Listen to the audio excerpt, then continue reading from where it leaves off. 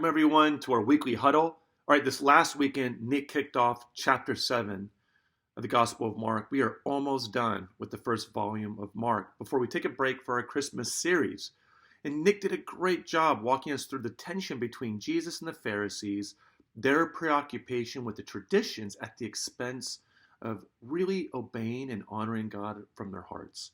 Well, this week we're going to continue in chapter 7. We're going to look at two powerful encounters with Jesus. This Gentile woman and a deaf and mute man. Verse 24, Jesus left that place and went to the vicinity of Tyre. He entered a house and did not want anyone to know it. Yet he could not keep his presence secret.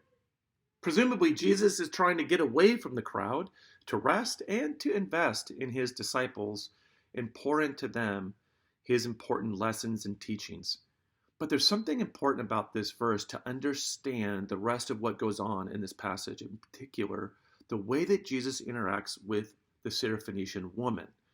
There's this word, secret, that he intended to keep his presence a secret.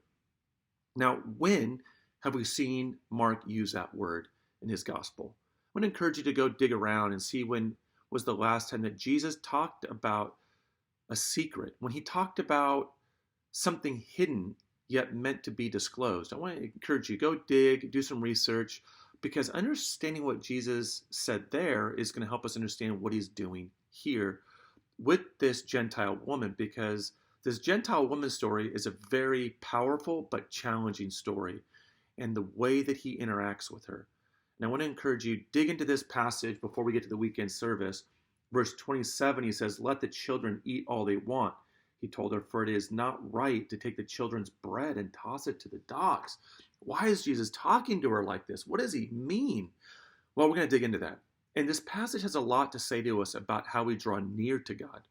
Jesus is making manifest and visible these key lessons that God wants to show us about how we draw near to God and what we can expect when God draws near to us, both from the Gentile woman and the way that the deaf and mute man comes near to Jesus. What do these two encounters teach us about drawing near to God and how he moves towards us?